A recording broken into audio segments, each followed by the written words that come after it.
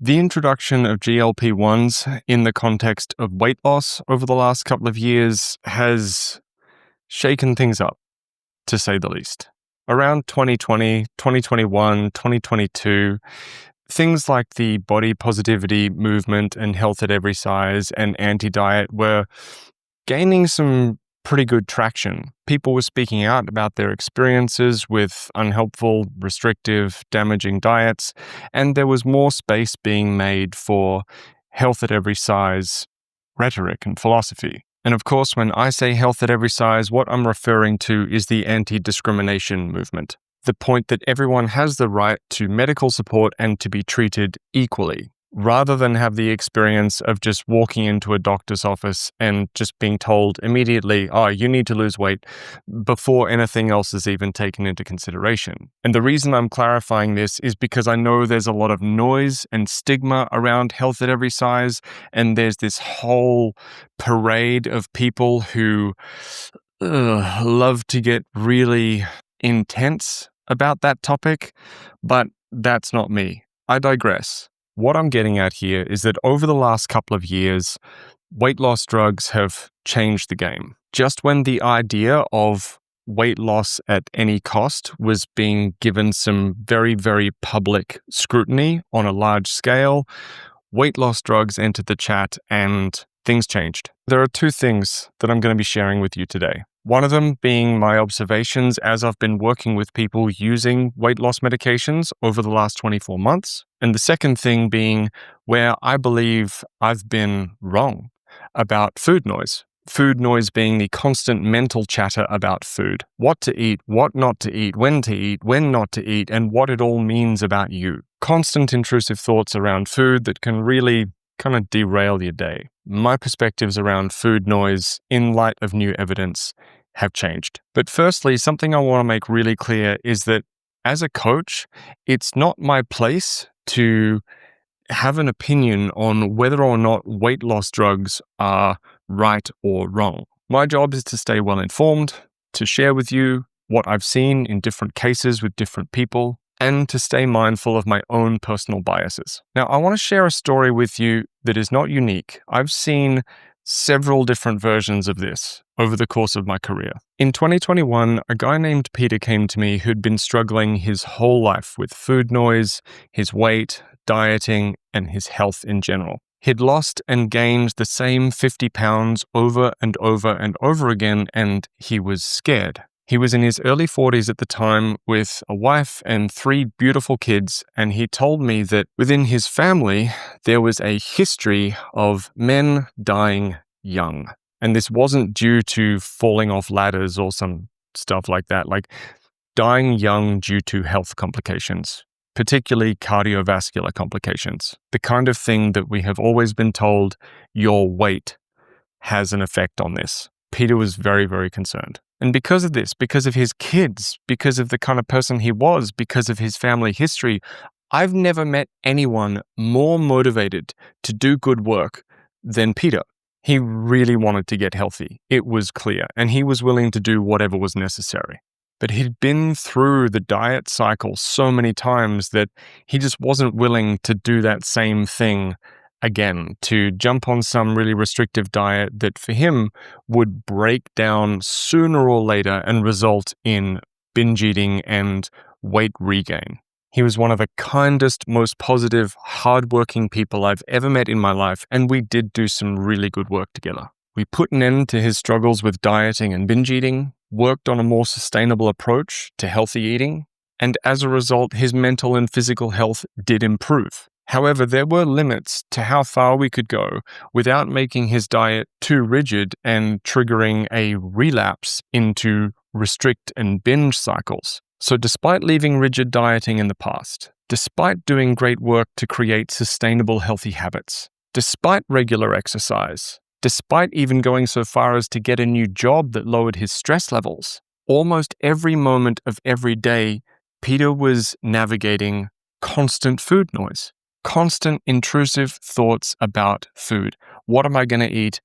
When am I going to eat? Should I be eating now? etc., etc., etc. He was able to navigate the food noise more easily because he was less hungry, his skills around navigating food noise had improved, and his overall stress levels had dropped. But nevertheless, the food noise was still there. It was something he lived with every day. And I know some people watching this might be thinking, well, in that case, then his diet was just still too strict and too rigid.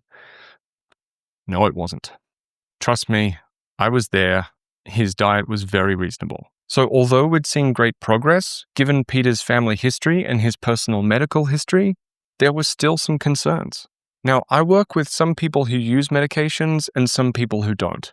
Not just weight loss medications, but I'm talking about medications for neurodivergence like Elvance and Vyvanse, SSRIs, and anti-anxiety medication. And what I always say about medication is that the right medication doesn't replace personal effort, but it can hold the door open for a person to do the work that without the medication, they might not be able to do.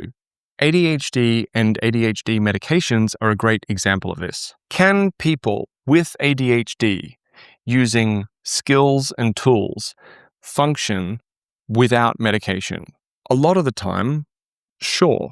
However, managing unmedicated ADHD for some people requires their entire mental bandwidth and all their energy every single day. So the question isn't, can we do it without medication?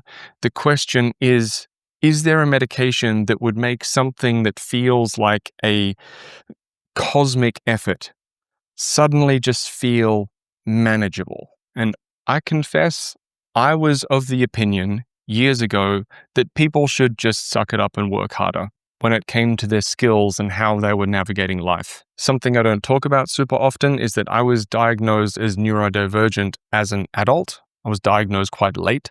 So my experience of childhood, my teenage years, and my 20s were just constant work, constantly trying to manage my own mind and navigate burnout and all these kind of things in order to just show up doing the things that I thought normal people just did. I thought it was normal to need to try that hard. So for a long time, I didn't have a lot of sympathy for people who were showing up and saying, I'm struggling, because I was struggling so much and I was working so hard and I was so miserable so much of the time that I didn't have the bandwidth to have empathy for someone else and to say, maybe you need some support. My mindset for the longest time was, well, I'm working so hard all the time and I'm miserable and I'm exhausted and I'm going through all these mental health struggles. So, just suck it up and try harder. And I didn't realize that I needed support. So as much as some people will say, this is how it is for everyone, just work harder, we now have reliable evidence to support the fact that that is just not true. For example, we have reliable evidence now that food noise is not just the result of restrictive dieting and body image anxiety. Evidence from some high-quality studies supports the fact that food noise actually has a genetic component.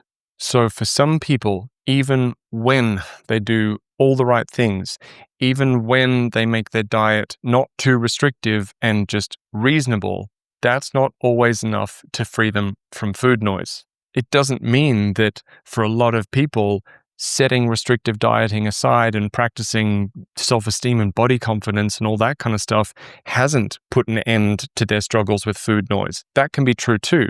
Like, I'm one of those people. I experienced extreme food noise and what I could only describe as the experience of addiction with certain foods when I was really down the rabbit hole of hyper-restrictive dieting and hating my body. But when I stepped away from those things, when I created a better relationship with food and training, when I created a better relationship with myself, when I did all that work, for me, the food noise did go away. However, that is not the case for everyone. This was something that I've been misguided about, but I'm needing to come correct and update myself around that. And if you're at all interested to read the studies that I'm referring to, I'll put them in the episode description. And one quick thing before we continue here, in the episode description, there are 2 links. One is to book a free consultation with me for personal coaching. The other is to receive info about the free online seminar I'm hosting in February. Now, this free seminar will be on the topic of eating disorder-informed training and exercise. So everything we talk about on this channel applied in the context of training and exercise. Whether you're just getting started or struggling to find a rhythm with regular exercise, or whether you're a seasoned gym goer and quite advanced, there will be something in this seminar for you. So the private consultation link and the February seminar link, both in the episode description. So getting back to it. Yes, when it comes to making progress, skills and practices are extremely important when it comes to our relationship with food, our health, our training and exercise. But those things alone, for a lot of people, are not the whole picture, despite what some people selling coaching and lifestyle programs would want you to believe. There is a really toxic rhetoric in the coaching and lifestyle space that goes essentially something like, just work harder and you'll get there. And if you're not getting what you want, it's because you're not working hard enough. That narrative works really well for people who are just trying to sell you coaching programs. And I understand that I'm a coach and I'm telling you that I have a coaching program, but I also want the people I work with to have the right medical support and not to feel shame or guilt if you need some kind of medical support. It's like what I've said in previous episodes, coaching and lifestyle plus medical support. These things go together really, really well. Now back to the story about Peter. Where is he now, right? I caught up with Peter a few weeks ago, and he told me that 12 months ago, he started using a GLP-1 medication and it has changed his life. He told me that the first week he was on a GLP-1, he woke up one morning and burst into tears because rather than his head being full of intrusive thoughts about food, there was just silence. Now remember, this is someone that had done some really good work to put aside rigid dieting, to start practicing sustainable habits. He told me that for the first time in living memory, he was able to walk past a service station and not have a heated argument with himself in his own mind about whether or not he should go in and buy a snack. And because of that, because he has more mental space, because putting the skills and practices into action suddenly requires just moderate effort rather than his entire mental bandwidth, all the other positive outcomes that he's been experiencing from the work that he's doing have become more prominent without feeling like every single moment of every single day is this exhausting fight. So whether it be medication for neurodivergence or another mental health concern, or whether it be a medication for your physical health, medications hold the door open for you to do the work that otherwise you might not be able to do with a reasonable effort. And just as I've worked with people who've had positive experiences with GLP-1 medications, I've also worked with people who've had very negative experiences. I've worked with people who felt really let down. So what I've noticed is that people who use a medication to open the door for them to take reasonable and sustainable steps with food and exercise, prioritize a well-balanced diet, build skills and good habits with sleep, stress management, and relationships, and work on how they navigate body image, these people often have exceptionally good experiences. Whereas people who are under the impression that a GLP-1 is just going to solve all their problems for them without making changes to their diet and lifestyle, these people often end up disappointed. Now, don't take my word for it. Speak to your doctor. But the thing I find really sad about some situations that I've observed is that more often than not, someone really struggling to connect with healthy habits, it's not their fault. Let me give you an example. In 2024, I started working with this really lovely woman named Lily. She had this really cool, kind vibe about her, like the kind of person who, when you meet them, you just want to give them a hug, immediately. Now, tragically, she had a lot of trauma around body image, weight loss, dieting, and that whole thing. There was a lot of shame attached to her relationship with her body, to her relationship with food, and she's one of the many people that have told me stories like being taken to Weight Watchers meetings at the age of 12. Unfortunately, that's a story that I hear a lot. So a lot of shame surrounding food and body image. This meant that any attempt that Lily made to take care of herself or change her diet or anything like that felt very, very complicated. It was extremely hard for Lily to practice making different choices around food, or even basic things like some food preparation or regular movement and exercise, because it brought up very, very complicated and difficult feelings. Also, for some very personal reasons, Lily was looking to food as her primary source of comfort and security. So when she was prescribed a weight loss drug, a GLP-1, yeah, she was prescribed the medication, but her relationship with food and movement and anything that would come under the category of lifestyle change still felt really complicated.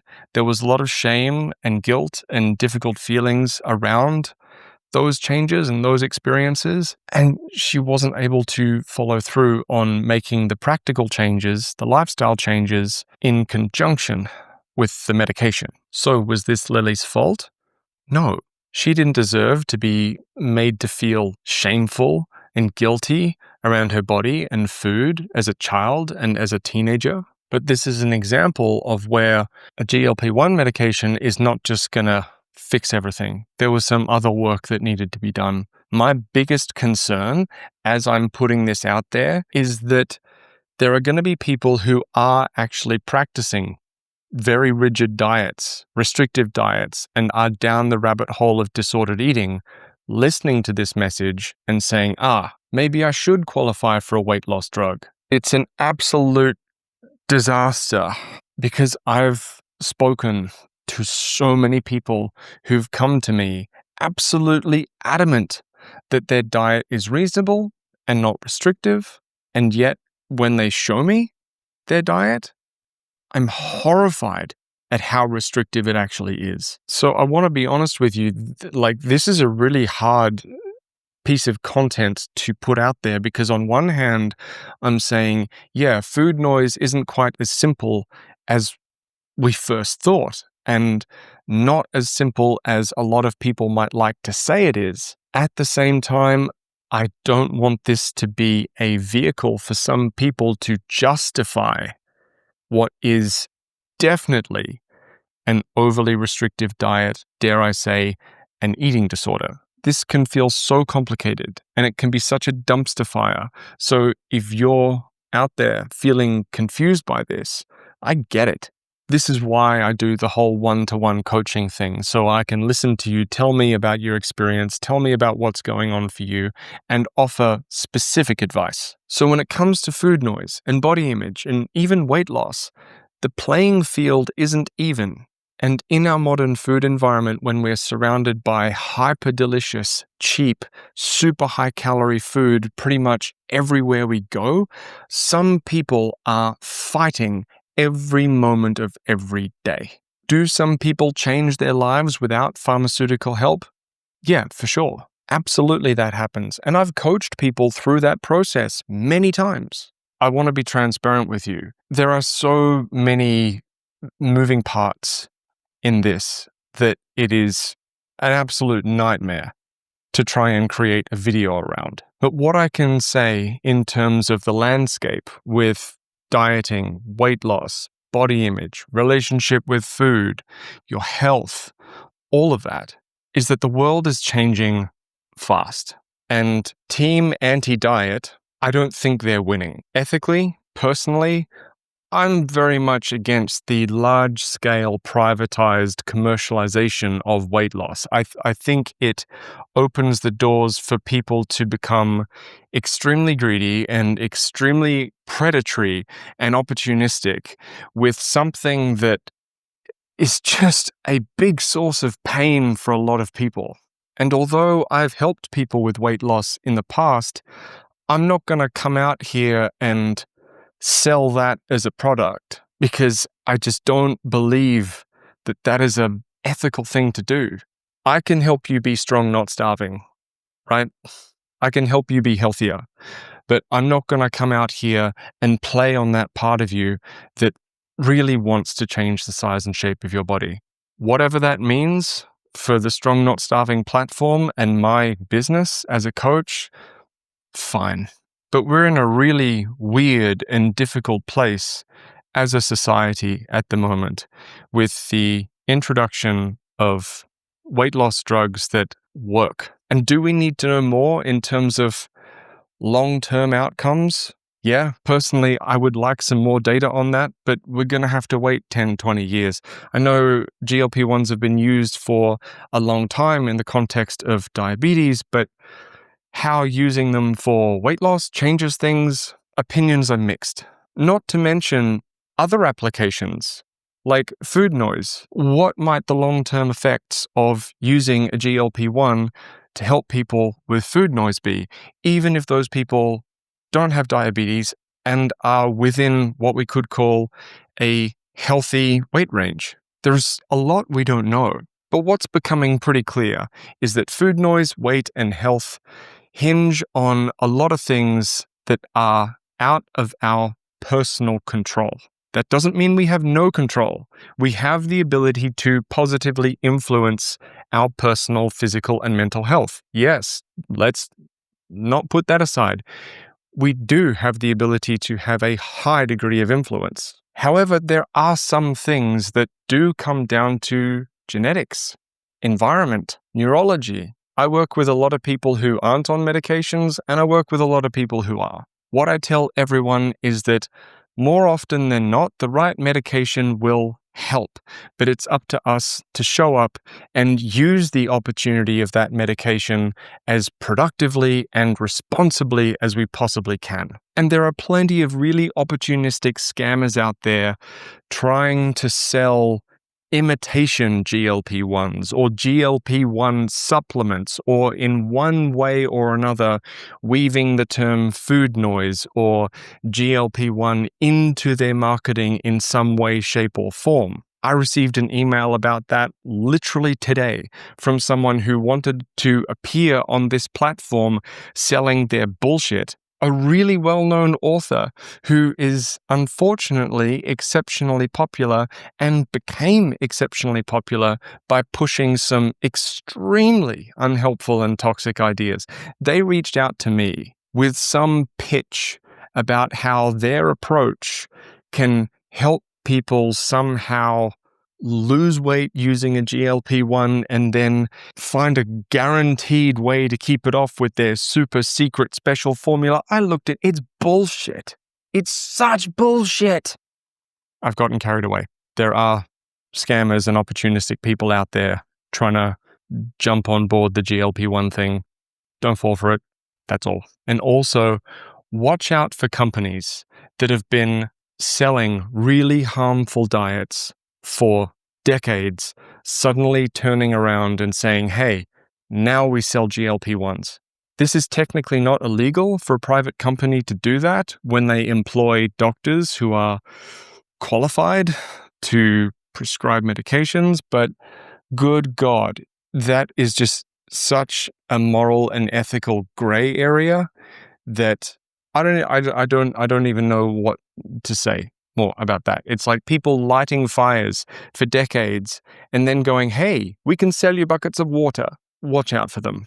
So sometimes medications can help when they are used responsibly and when we use that opportunity to practice skills and self-supporting habits. If you would like a conversation about your unique situation, then please follow the link in the episode description, drop me a line, reach out, and we can unpack that.